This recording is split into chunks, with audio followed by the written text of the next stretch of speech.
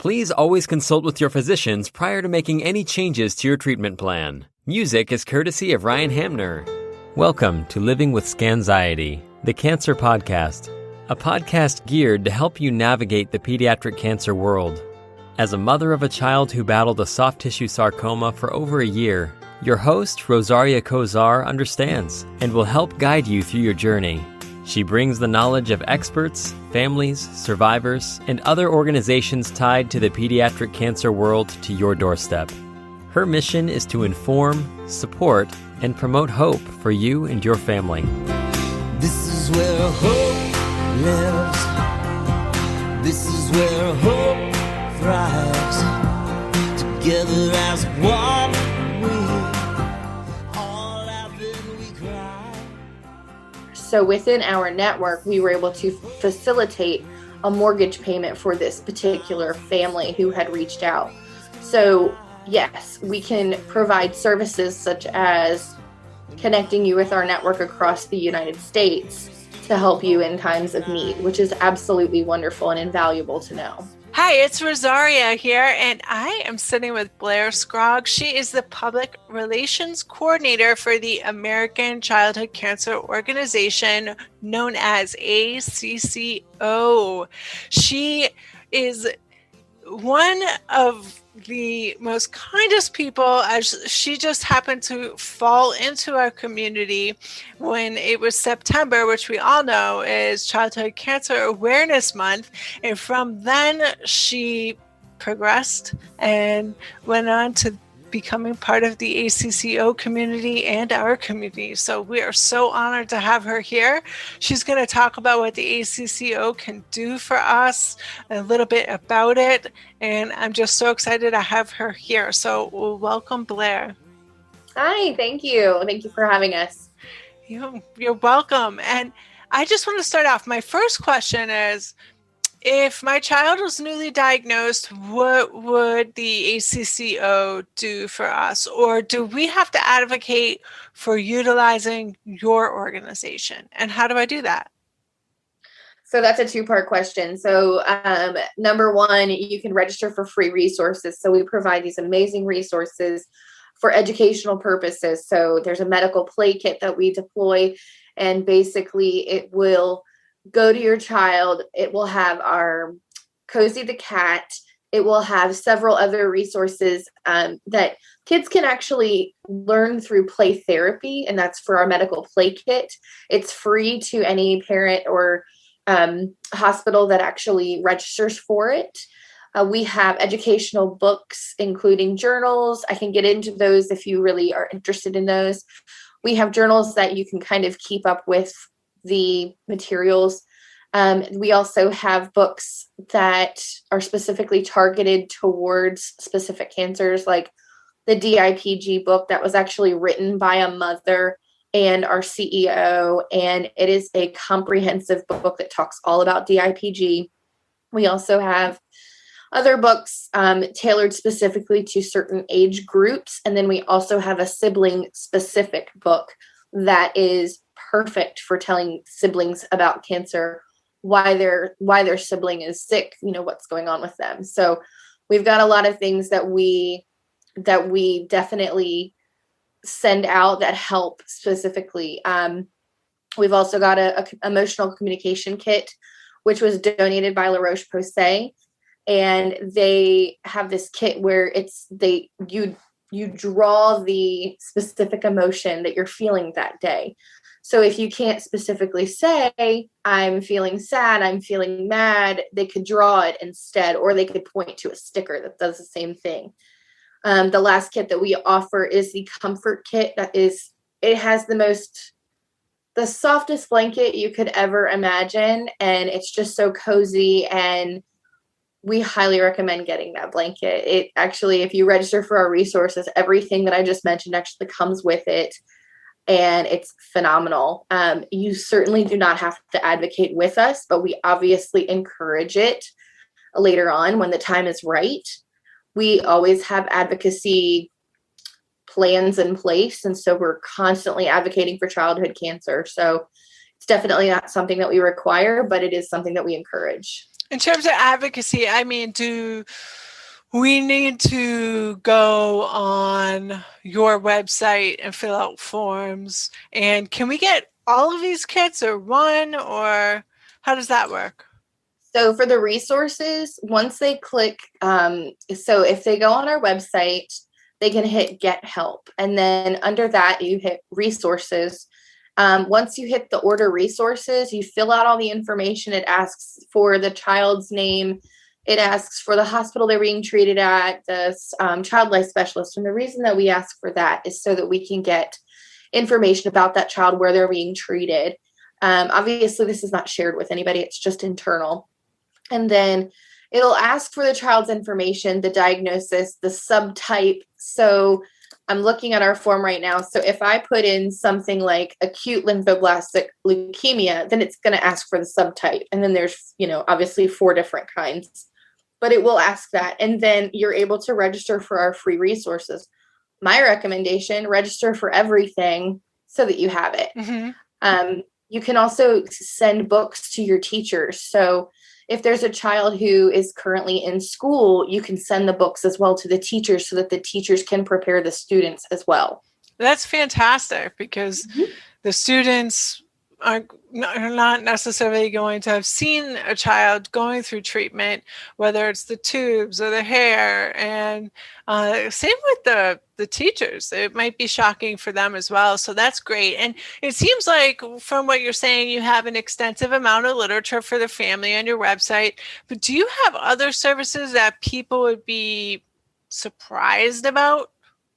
Yes, absolutely. So I will say one more thing about the resources. In 2020, we actually pivoted a lot of our resources to be online available. So while you're waiting for your resources to come, you can actually get some of our books located in our digital library, which is invaluable for some people, because sometimes even if they have the book, we forgot it at home, they can still read it on their phone, on their iPad, on your laptop, what have you.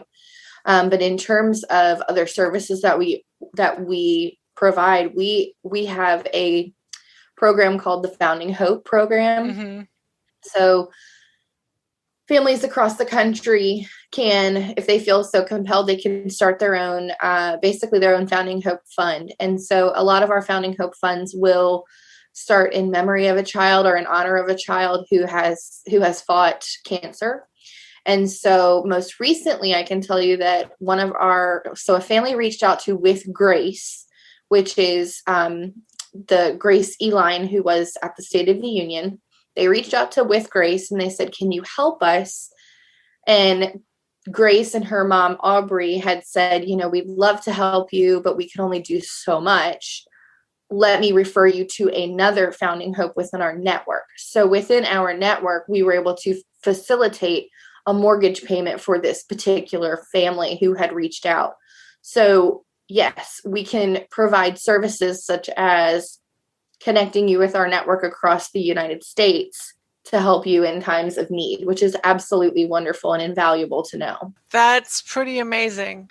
And I didn't know that you did that. I thought it was just, hands-on resources. So thank you so much for sharing that. Now, you guys started in 1970, and a lot changes. Besides what you just told me right now, what are the biggest changes? Yeah, so in 1970, they started as purely grassroots. It actually started in the basement of Children's National Hospital, amazingly enough. And at that time, it was so hush-hush. You couldn't really talk about childhood cancer. Basically, these parents didn't even connect with each other. So nobody knew until when they were basically in the basement that, oh, I know you. My child is going through the same thing your child is going through. It was just that hush-hush. It's over the years, we have partnered with so many other organizations like Childhood Cancer International. We've partnered with WHO, the World Health Organization, and of course the NIH, the National Institute of Health. And so actually this past year, for ICCD, we actually ran an entire campaign related around the Childhood Cancer Data Initiative, which was put in place a couple years back. Mm-hmm. And so we are working towards partnering with more organizations like that. We've expanded across the country. And internationally through our CEO has actually, so she just recently stepped down as the president of the CCI, the Childhood Cancer International Group. When she was there, she did some amazing things. She actually helped facilitate chemotherapy for kids, especially when the Beirut explosion happened last year. And so she was able to help that. She's absolutely incredible in what she's done overseas. She helped to provide nutrition for an entire hospital wing.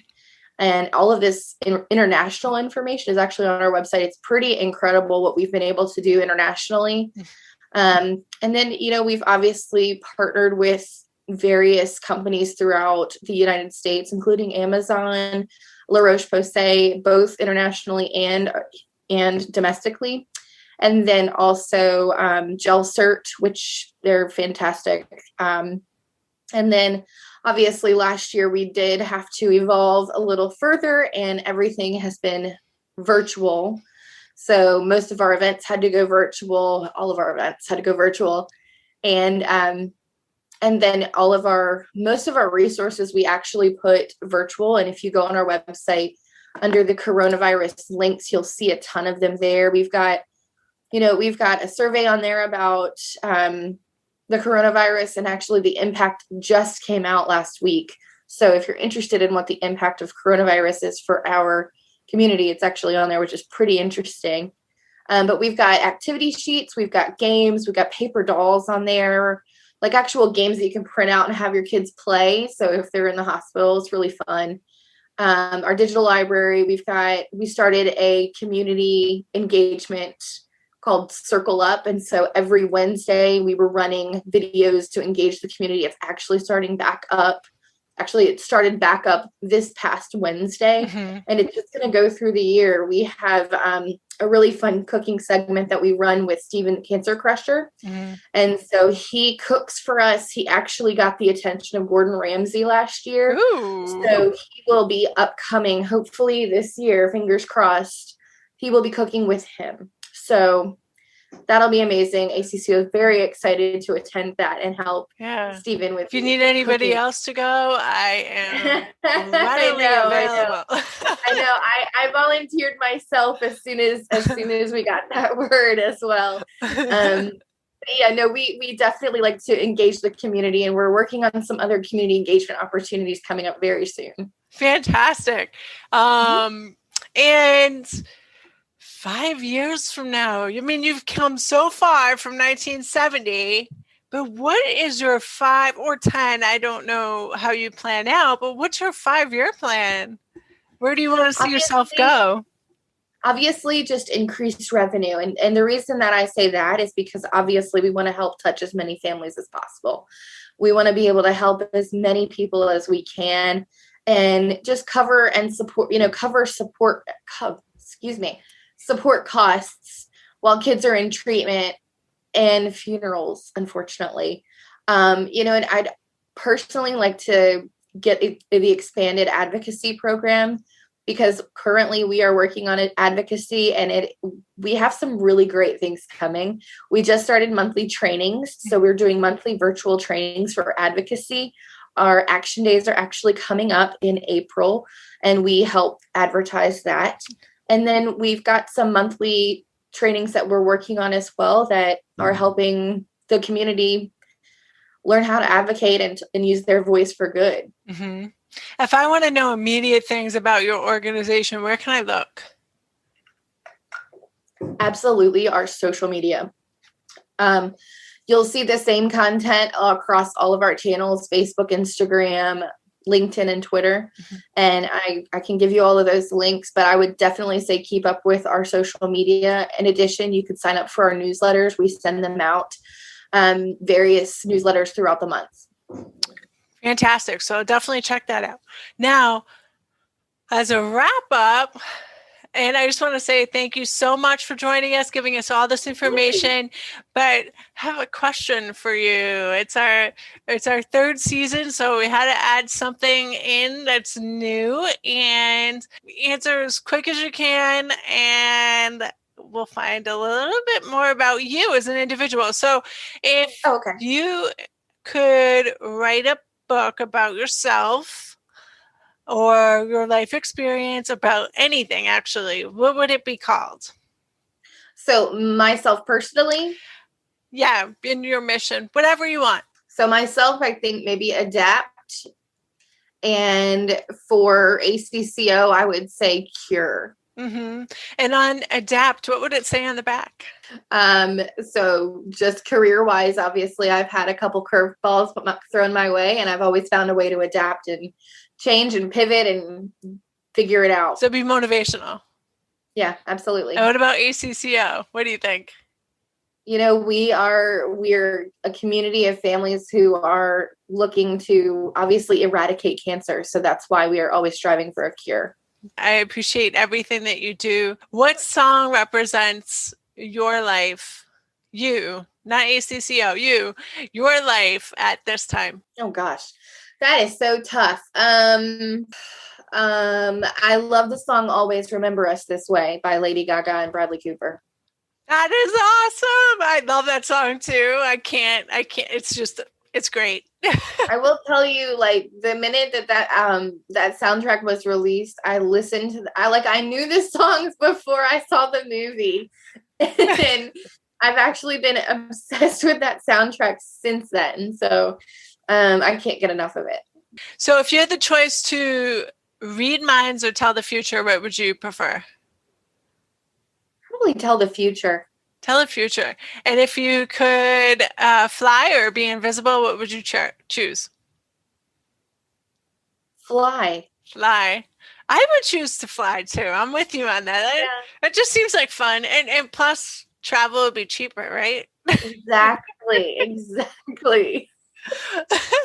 Just fly at a lower level than the planes, will be all set. So exactly. That's all I have for you today. Thank you so much for joining us. I'm so excited to have you as part of our third season.